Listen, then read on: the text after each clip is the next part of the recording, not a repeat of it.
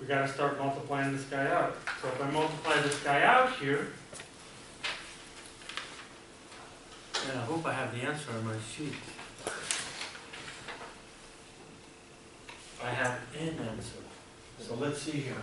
So I'm going to get a constant term here, right? So I'm going to get 0.4, 93.8, and then I'm going to get these two terms here, which would be 0.4, 406.2 e to the 6400 t.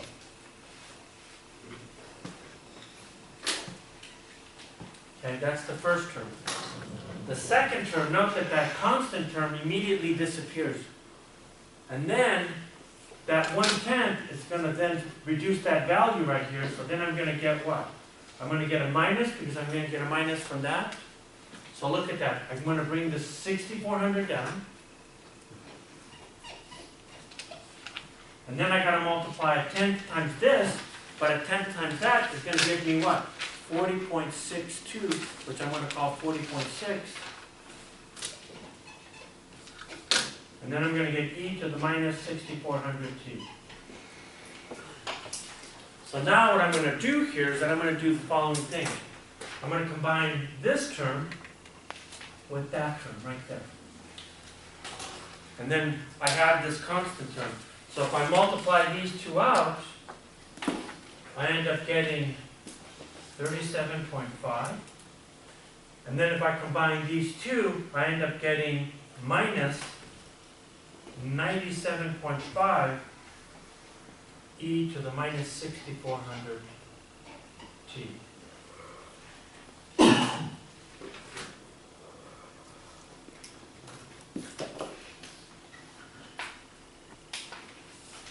Okay, so this here is the value of Vx of t here.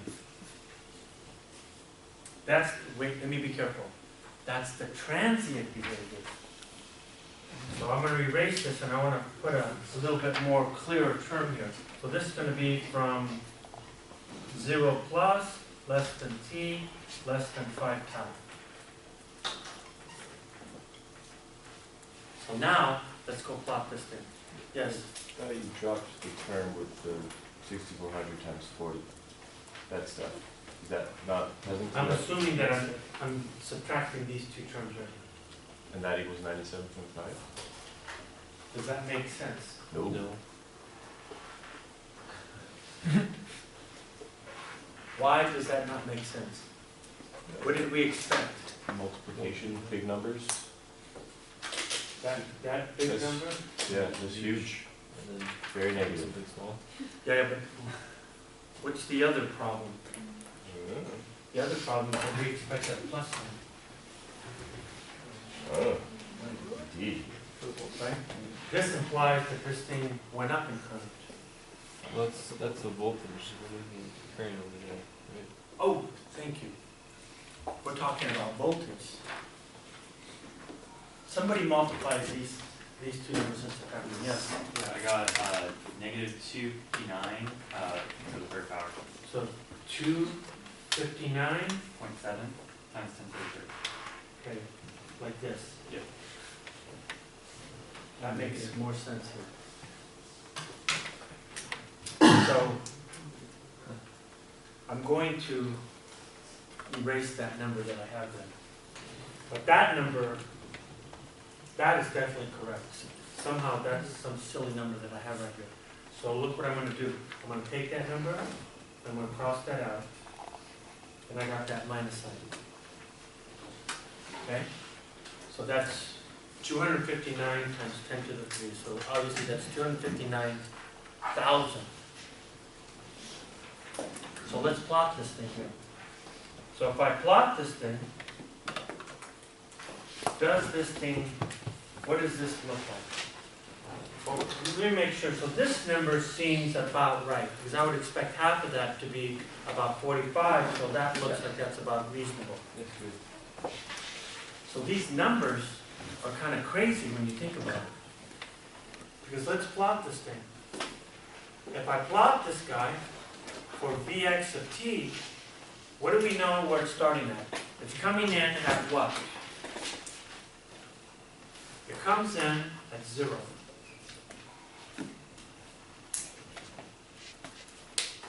And then, there's a little bit of a discontinuity. What does it do? You can see here that Vx of 0 plus, you're going to get 37.5 minus 259,000 times e to the minus, to the 0. So we can safely say that we could ignore 37.5. So then this guy is going to do what? It's going to have this humongous jump all the way down here to a value that's negative 259,000 volts.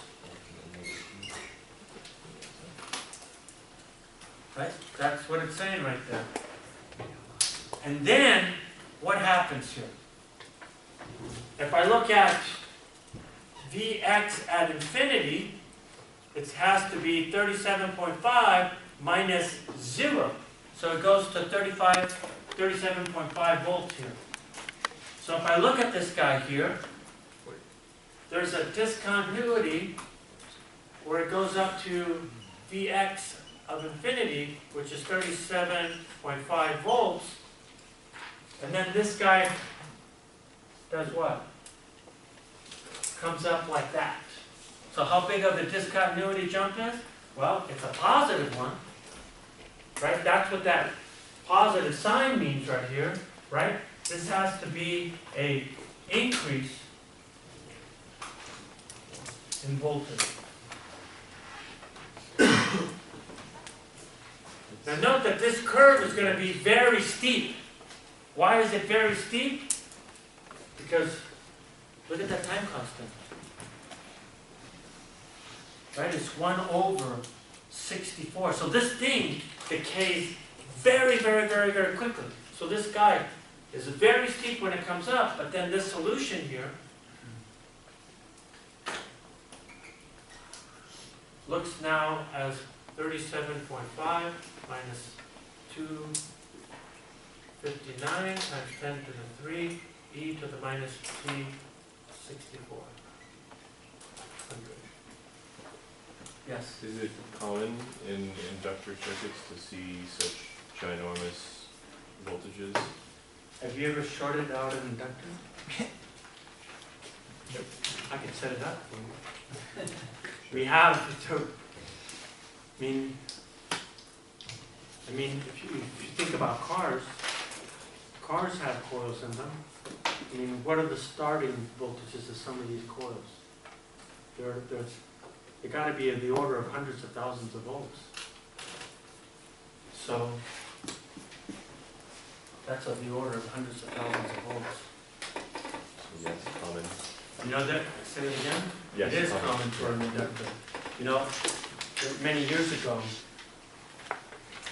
I was talking about shorting out capacitors in 4B, and I was in the lab, and I said, if you really want to compare a short between a capacitor and a short between, one of these coils that we have in the lab, and I saw this dumbass right in front of me, shorting out the inductor, and I started laughing when you saw him go like, and he just said, he goes, and he did this thing here, and I just said like, I shouldn't call him a dumbass, but I was saying, do not do this, and it was the very first thing that this guy did, and I just looked at him. And you know the big copper coils that we have in the lab?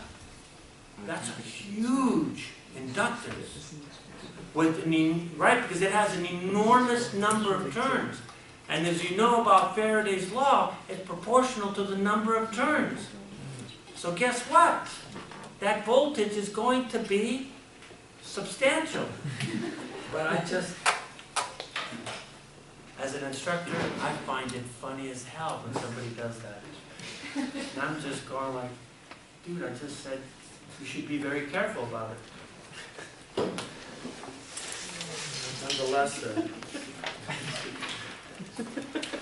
I think that we should stop. This is a very, very good, because now we move on to a different part of the I'll let you know. Once again, I thank you very much for coming. I'm sorry that I asked you to come in, but I appreciate it. Okay? Still there, PCB.